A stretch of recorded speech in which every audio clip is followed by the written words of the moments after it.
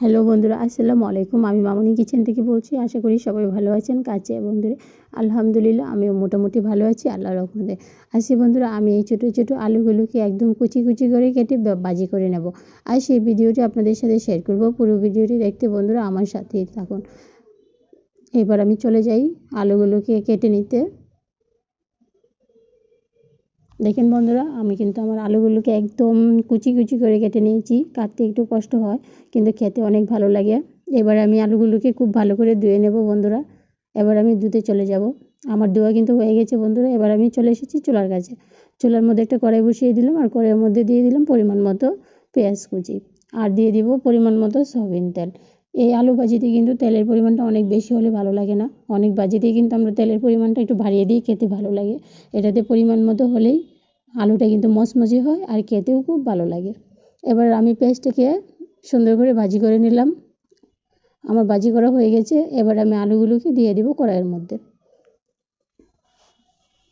এই আলু ভাজিটা কিন্তু গরম ভাত, পোলাও অথবা পরোটার সাথে খেতে এত ভালো লাগে যেটা বলে বোঝানো যাবে না। আপনাদের বাসায় যদি এরকম ছোটো ছোটো আলু থাকে দেশি, তাহলে আপনারা ওইভাবে ভাজি করে একবার খেয়ে দেখবেন। এবার আমি এখানে দিয়ে দিব পরিমাণ মতো লবণ আর দিয়ে দিব পরিমাণ মতো হলুদের গুঁড়া আর দিয়ে দিব কয়েকটা কাঁচামরিচ কুচি। এতেই কিন্তু এই আলু ভাজিটা হয়ে যাবে আর কিছুই লাগবে না। অল্প উপকরণ দিয়ে কিন্তু আলু ভাজিটা করা যায়। এবার আমি খুব ভালোভাবে নাড়াচাড়া করে মিশিয়ে দেব। এই আলুটা কুচি কুচি করার ভয়ে কিন্তু অনেকেই ভাজি করে খেতে পছন্দ করে না, কষ্ট হয়। কিন্তু কষ্টের পরে কিন্তু অনেক মজা আছে, সেটাও বুঝতে হবে। এবার আমি 10 মিনিটের জন্য ঢাকনা চাপা দিয়ে রাখবো আর চুলার আগুনটাকে একেবারে লো লেভেলে রেখে দেব। দেখেন বন্ধুরা, 10 মিনিট পর কিন্তু আমি ফিরে এসেছি। এবার আমি আলুটাকে একটু উল্টাপাল্টা করে দিব। এক পিঠ কিন্তু হয়ে গেছে। এবার আমি এভাবে নাড়াচাড়া করে আরও 10 মিনিটের জন্য রেখে দিব। চুলার আগুনটা সেই লো লেভেলে রেখে দিব।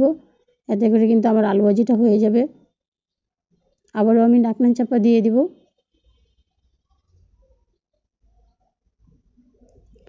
কাছে এবং দূরে যে যেখান থেকে আমার এই ভিডিওটি দেখবেন অবশ্যই পুরো ভিডিওটি দেখবেন। লাইক করতে কিন্তু একদম বলবেন না বন্ধুরা।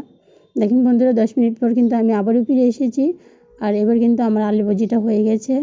এভাবে একটু নাড়াচাড়া করে আমি কিন্তু চুলার আগুনটাকে একেবারে বন্ধ করে দেব। আজকে এই আলু ভাজিটা আমি পোলাওয়ের সাথে খেয়েছি, এত স্বাদ ছিল যেটা আপনাদেরকে বলে বোঝাতে পারবো না।